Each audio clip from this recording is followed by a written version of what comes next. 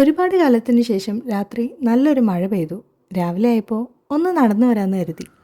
ഒരു ചെറിയ നേച്ചർ വാക്ക്, ഒന്ന് റിഫ്രഷ്ഡ് ആവുക എന്നായിരുന്നു ഉദ്ദേശം. ഹായ്, ഞാൻ കൗതുകിസ്റ്റ്. Let's have a small nature walk today. പ്രതീക്ഷ തെറ്റിയില്ല. കാറ്റൊക്കെ കൊണ്ട് സുഖമായിട്ട് ഇങ്ങനെ നടക്കാൻ പറ്റുന്നുണ്ടായിരുന്നു. റോഡിലൊന്നും അത്ര വെള്ളം ഉണ്ടായിരുന്നില്ല, അതെല്ലാം വറ്റി വരണ്ടിരിക്കുകയായിരുന്നു. ഇലകളൊക്കെ കുറച്ചുകൂടെ സുന്ദരമായ പോലെ തോന്നി. കിളികളൊക്കെ അങ്ങിങ്ങായിട്ട് കലപില കൂട്ടുന്നുണ്ടായിരുന്നു. സൂര്യൻ ഹാജരായിട്ടുണ്ട്, പക്ഷേ ആളിപ്പോഴും പകുതി ഉറക്കത്തിലായിരുന്നു. അതുകൊണ്ട് തന്നെ നടക്കാൻ നല്ല രസമായിരുന്നു. ഈ വിഷ്വൽസ് ഒന്നും ഇതിനായിട്ട് പ്രത്യേകം എടുത്തതല്ല കേട്ടോ. പോയി വന്നപ്പോൾ ഒന്ന് ഇമോഷൻസൊക്കെ ഷെയർ ചെയ്യാമെന്ന് തോന്നി. പതിവിൽ കൂടുതൽ പൂമ്പാറ്റകളെ കണ്ടു കേട്ടോ. അവരൊക്കെ ധൃതിയിൽ ഇങ്ങനെ പറന്ന് നടക്കുന്നുണ്ടായിരുന്നു. അവരെയൊന്നും ഇതിൽ കിട്ടിയില്ല.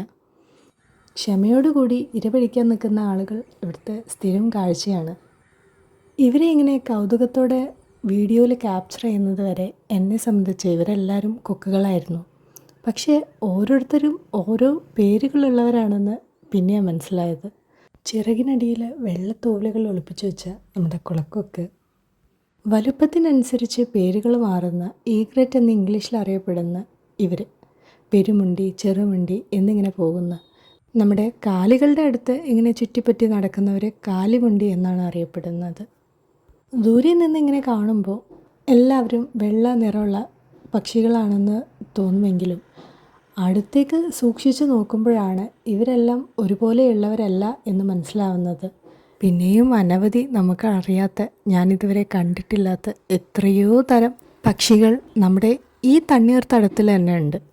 നമ്മൾ സൂക്ഷിച്ച് നോക്കുമ്പോഴാണ് എത്ര വെറൈറ്റീസാണ് നമുക്ക് ചുറ്റുമുള്ള ഇടങ്ങളിൽ തന്നെ ഉള്ളതെന്ന് അത്ഭുതപ്പെട്ടു പോകുന്നത്. പുതിയ കുറച്ച് പേരെ കണ്ടു കേട്ടോ. പക്ഷേ എൻ്റെ കണ്ണിൻ്റെയും ക്യാമറയുടെയും പരിധിക്ക് അപ്പുറമായതുകൊണ്ട് ആളെ അങ്ങോട്ട് കൃത്യമായിട്ട് മനസ്സിലാവുന്നില്ല. എന്തായാലും ഞാൻ ആദ്യമായിട്ട് കാണുകയാണെന്ന് എൻ്റെ മനസ്സ് പറയുന്നു. നമ്മുടെ കുളക്കോഴിയുടെയൊക്കെ ഇനത്തിൽപ്പെട്ടതാവാനാണ് സാധ്യത. ദേ പറന്നു പോകുന്നു നമ്മുടെ നീലപ്പൊന്മാൻ. പറന്നു പോകുമ്പോൾ നീല നിറം പോലെ തോന്നിയെങ്കിലും ഇരുന്ന് കഴിഞ്ഞപ്പോൾ നീല ചിറക് കാണുന്നില്ല. അപ്പോൾ എനിക്കൊരു കൺഫ്യൂഷൻ, ഇത് നമ്മുടെ നീല നിറമുള്ള മീൻകുത്തി ചാത്തനാണോ അതോ മറ്റേതെങ്കിലും ഇനമാണോ എന്ന്. ഇവരൊക്കെ ഇങ്ങനെ കുളത്തിലേക്ക് ഉറ്റുനോക്കിയിരിക്കുകയാണ് കേട്ടോ. ഇവിടുന്ന് അങ്ങോട്ടും അവിടുന്ന് ഇങ്ങോട്ടും ഇരയുടെ അനക്കത്തിനനുസരിച്ച് മാറി മാറി കാത്തിരിക്കുന്നുണ്ട്. അതിനിടയ്ക്ക് ആകാശം നോക്കി നടന്ന എന്നോട് പാടത്തുണ്ടായിരുന്ന ഒരു അപ്പൂപ്പൻ ചോദിച്ചു, എന്താ മോളെ തിരയണേന്ന്. അപ്പോൾ ഞാൻ പറഞ്ഞു, കിളികളുടെ ശബ്ദം കേൾക്കുന്നുണ്ട്, പക്ഷെ കാണാൻ പറ്റുന്നില്ല, അവരെ തിരയാണെന്ന്. അപ്പോൾ പറഞ്ഞു, ഓ പ്രകൃതി സ്നേഹിയാണല്ലേ, ആയിക്കോട്ടെ എന്ന്. എന്തെന്നറിയില്ല, അത് കേട്ടപ്പോൾ വല്ലാത്തൊരു സന്തോഷം തോന്നി. അതവിടെ നിൽക്കട്ടെ, ഈ നിൽക്കുന്ന ആളാണ് നീർക്കാക്ക. ഏത്? അത് തന്നെ, വെയിൽ വരുമ്പോൾ ചിറകുകൾ നിവർത്തി പിടിച്ച് ഉണക്കാൻ നിൽക്കുന്ന അയാൾ. ഇപ്പോൾ മുങ്ങാങ്കുഴിയിട്ട് ഇര പിടിക്കുകയാണ്. അങ്ങനെ മുങ്ങാങ്കുഴിയിട്ട് നീന്തി നീന്തിയാണ് മൊത്തം നനയുന്നത്. എന്നിട്ട് ഇതെല്ലാം കഴിഞ്ഞ് കുറച്ച് കഴിയുമ്പോൾ വെയിൽ കൊള്ളാൻ അങ്ങനെ ഇരിക്കും. ആ വെയിൽ കാഞ്ഞ് നിൽക്കുന്ന കാഴ്ച ഒരു പ്രത്യേക രസം തന്നെയാണ്. ഈ ഇലയും പുല്ലും കാറ്റും കിളികളും ഒക്കെ എന്നെ വല്ലാതെ എനർജൈസ് ചെയ്യുന്ന ഒന്നാണ്.